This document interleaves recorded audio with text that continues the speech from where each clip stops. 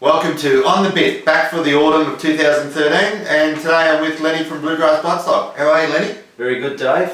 We're at the offices of Bluegrass Bloodstock tonight. Bit of a storm came over Melbourne Thursday night, so we couldn't get to Caulfield. But we've got a Ripper Days racing at Caulfield for Blue Diamond Stakes Day. Yeah, 3 Group 1s on the card, and so the first up is obviously the Blue Diamond Stakes for the 2-year-olds. So who do you like in the Blue Diamond, Lenny? Always a ripping race. Been taken by the South Australian visitor, Miracles of Life. She's got me. She's won by a combined margin of 19 lengths. Yeah, 3 starts to date. She did something different last start. She sat off and really hit the line. The second horse in the race was a previous city winner, and the third horse in the race was a previous city winner. And the fourth horse in the race, which was David Hayes, has come out and won at Moonee Valley next start. So that just shows you that it was a pretty strong form race there, and she accounted for that field very easily. Like people will say, Saturday she's got barrier 1 and she's going to step up to the 1200. Yes, there are queries, but she's got good tactical speed and she's got a turn of foot, and I think she's slipping under the radar a little bit. If she was trained by Peter Moody, she'd probably be nearly odds on. Oh, absolutely. I think a battler will win this race. Yeah, little known owner called Sheikh Mohammed from Dubai. He's got the unbeaten filly Metastasio in this. Really think this filly is primed for the race. She's drawn barrier 12, which I think is an advantage. She'll miss all the scrimmaging on the inside. I reckon she'll actually box seat. She's been leading, but I think she'll box seat, 1 out, 1 back. And I think she's got a great turn of speed, this filly. Really liked her 2 wins to date. She's unbeaten. I think she'll have a brilliant turn of foot for him at the end, and I think the 1200 will really suit her as well. I think when she sprints about the 300, I think she'll leave him for dead. I think her stablemate Guelph, who's also owned by that little battler Sheikh Mohammed, run the Quinella. The next Group 1 on the card is the Futurity over 1400 away for age race. Who do you like, Lenny? I'm going out on a limb here. I really like the run of King Mufasa last start. He's come across from NZ as he does. He's won a Futurity before, but he had a change of trainer. He only had 1 start in NZ and come over from a break. He was right there with 100 to go and was pressured in the race. I just think that if the key in this race is glass harmonium. If he doesn't jump, King Mufasa is going to have a picnic, because there's a lot of stayers resuming in the race. And he could run some really cheap sectionals and prove really hard to run down for all too hard. Nothing to really take him on this race, no. No. I'm not a real big fan of this race, to be honest. Full of stayers sort of resuming their autumn prep. They're probably going to be better second up. Like the Melbourne Cup winner Green Moon, I think he's probably going on an Australian Cup path, and second up in the Australian Cup is when I want to be on him. I think the short price favourite, personally, All Too Hard, should win it.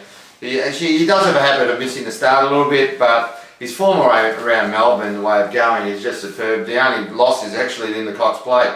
So really, I think it's almost faultless. So I have to go with him, but really not a punting race for me. The last Group 1 of the day, which completes the Group 1s, is a great race, the Oakley Plate. And who do you like in the Oakley Plate, Lenny? Good even race, Dave. Yeah, great race. Always is. I really like Barraquee. This is his chance now. He's come across to Melbourne, but he accounted for his maiden Group 1, the Winterbottom, and the horse just got me, because Travanator just put a hell of a speed in that race, and he was entitled to compound, and he didn't. Travanator come last. He just kept going, and he just showed his true worth that race, and I think from the gate, he's drawn the 8. He should be able to get across. And, get across, And I think he'll just be too good for mine. I like one of your favourites, mate, the Big O, Hortensia. Class mare of the field here. She's just a ripper, this horse. We've had a lot of good fun with Hortensia in the past. She's a 3-time Group 1 winner. She goes fantastic first up. She'll get back, obviously. There'll be a very fast pace. But I reckon she's actually thrown in at the weights of 58 kilos. She's won 3 Group 1s. The rest of the field have only won 2 between them. She's got more than the rest of the field put together. She'll just launch the last 200, and I think she'll just win in the shadows of the post. I actually give a nice each way chance to a lightweight in this race, Mrs. Onassis. I think she's great at the 1100, Goes really well first up. Won in the track and distance. So I reckon she's a nice go. She trialled really well. Yeah, she actually beat Hortensia actually in the trial. She's a nice go for the exotics. I'd sort of have Hortensia and Miss Onassa's roving banker with the field in the first 4 and hopefully get a nice collect. We've got a new segment this week, or for this season actually. Lenny's best on breeding tip. So what's your best on breeding for the weekend, Lenny? Dave, we've gone to Sydney. Race 4, number 1 appearance. That was a winner of the Maya Classic. Yeah, very nice Group 1. Yes, she's by the leading Australian sire of winners in commands. Who's side over 50 stakes winners, including horses like Purple and Commanding Jewel and Undue. So he's been a very good sire. The dam is by the great broodmare sire in Grand Lodge, who as a broodmare sire has had over 28 stakes winners, which is a great feat, and six individual Group 1 winners. So he's been a great broodmare sire, and this exact cross has produced the group winners in Marching and Kansan. So it's proven, and a lot of you probably remember the champion 2-year-old and Victoria Vane. She hails from this family as well. So best on breeding his appearance on Saturday. Quality. Just one value bet for the weekend for me. Race 9, number 10, Vibrant Rouge. I've really been a fan of this mare coming through the grades. So I've followed her a bit. She's had a couple of good wins. She was very unlucky last start. I think the 1400 will really suit her right down to the ground. She has failed at her only start at the 1400, but it was a leader bias track at Flemington that day. So that was probably actually the only bad run she's had. She's $13 fixed odds. I think she's a great each way value for the day. So in the last, if you need to get out, Vibrant Rouge each way. Stable news, Lenny. Got any stable news for the week?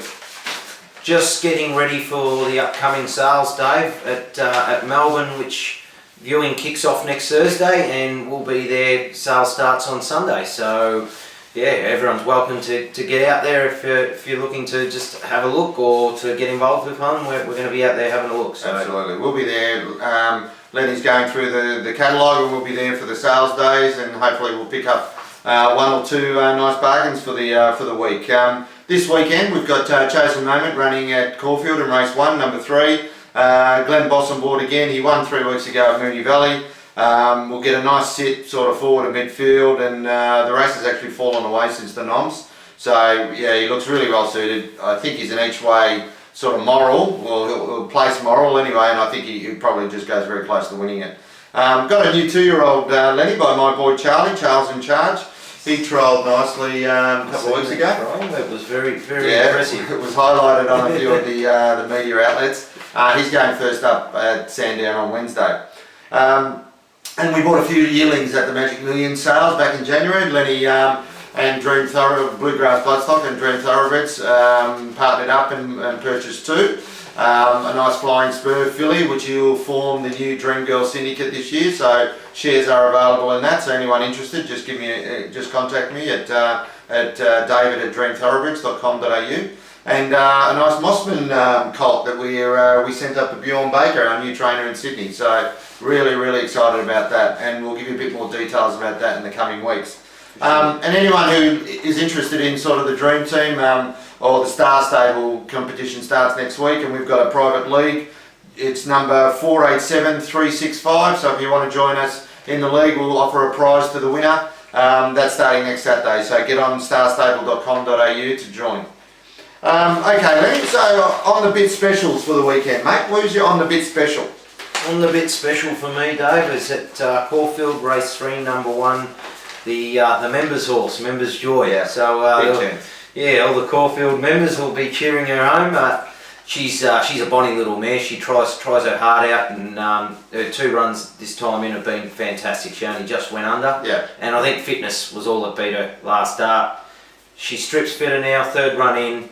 She should get a really good run in behind Meliora, and I think she'll be set to pounce at the turn, and she'll just go bang. Take the $3 now, because she'll just be winning. She's not a bad price.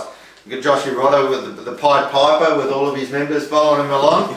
Good luck to Josh and all the members, which we're of course members as well. So we'll be cheering her home. On the bid special for me, I really think this thing's a good thing. Race 5, number 3, Mwingo on the bid for me. returned with an unlucky second in the Group 1 All first up.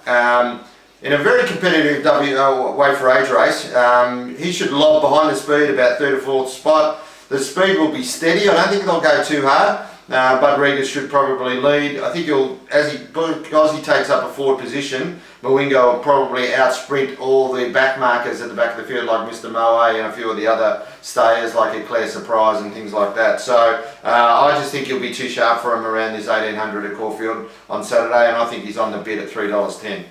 Off the bit, Lenny. Who's off the bit for you this weekend? Well, I'm not going to say I'm laying this horse.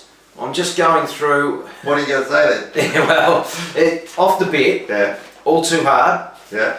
What I'm saying what I'm saying here is, don't take the $1.70, because at $1.70 you should be looking like you're the outright winner, when I think there's a genuine threat to his winning chances, and that's in King Mufasa. Yeah. So I'd actually, if you're thinking about backing all too hard, I wouldn't be having a bet. Yep. I'd be leaving it alone, and that's my lay. It's probably a no bet race.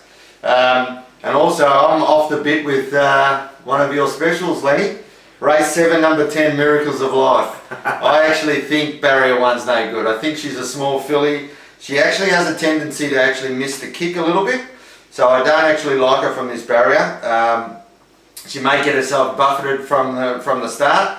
And I think the experienced jockeys may gang up on the female jockey, Lauren, what is it, Stokovich? Stokovich or whatever she is. Anyway, she'll know where she's at when all the senior experienced jockeys are buffeting her around. So I think she'll need a lot of luck to win this race. She's never run the 1200. She's only been at the 1,000 metres. It's actually been 4 weeks since her last win. It's $2.80. I reckon she's off the bid at $2.80. I'd be going around her on Saturday, so I'm going to lay her for the weekend. I think you'll get better price than $2.80 on the day. She's actually come in, firmed in on the fixed odds. So someone's jumping on. You've got your band of merry men jumping on. So that's us for another edition of On the Bit. We'll be here for the rest of the Autumn Carnival. So yeah, follow us every week, and hopefully we'll steer you into some winners. Good luck for the weekend. Cheers, guys. See you later.